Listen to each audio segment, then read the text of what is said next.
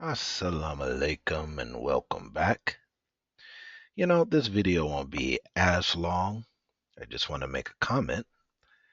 I received a thoughtful comment on my last video. Is Islam trying to rule the West? Now, it motivated me to record this follow-up and clarify how I handle every topic on this channel. So first, everything I say here on The Faithful Scribe generally is weighed against our two primary sources, the Qur'an and the authentic Sunnah. Think of them as a carpenter's level.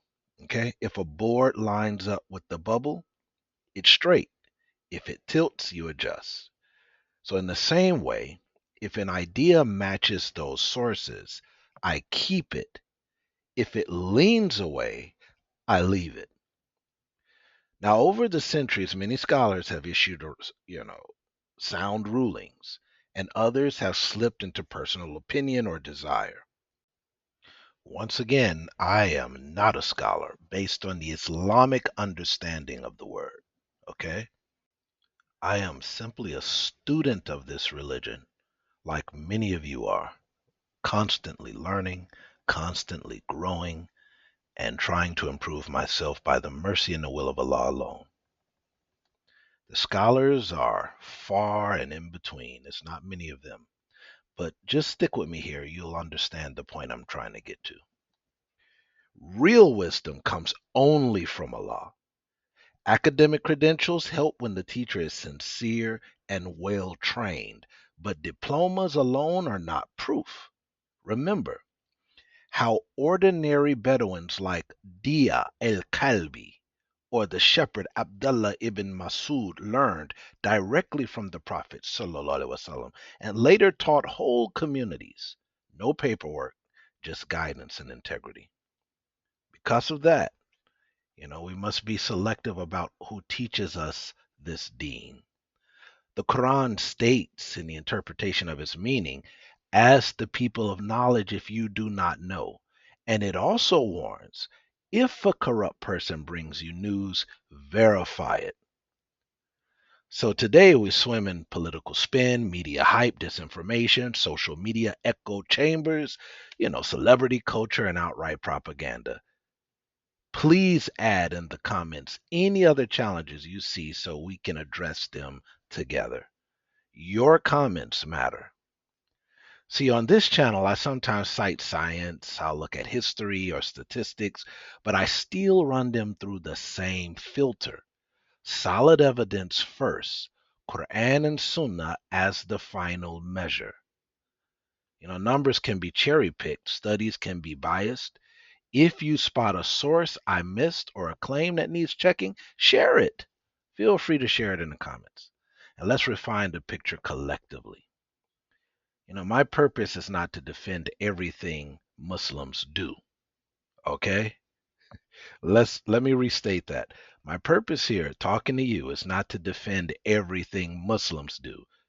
It is to present what Islam teaches. So Muslims make many mistakes. There are a lot of Muslims out there that are not upon the proper guidance, okay? That can do some atrocious things. And these are individuals that are not following the text, are not following the Huda, the guidance from Allah.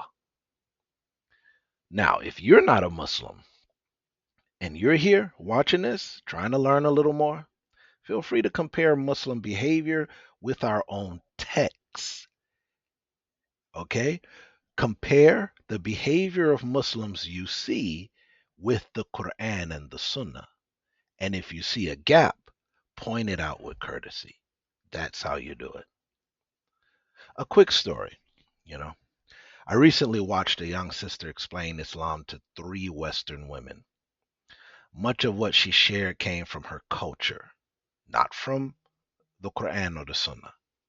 The visitors left thinking Islam is full of superstition. Unless Allah guides them otherwise, that misunderstanding may stick with them. That is why we have to separate personal custom from divine revelation when we talk about this religion. That's very important.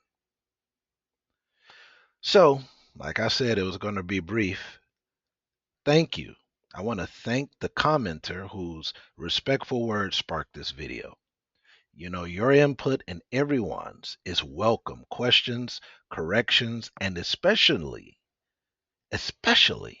additional sources we should all examine. We just keep the tone civil and let's keep measuring everything against the Qur'an and the Sunnah. May Allah grant us sincerity and sound knowledge.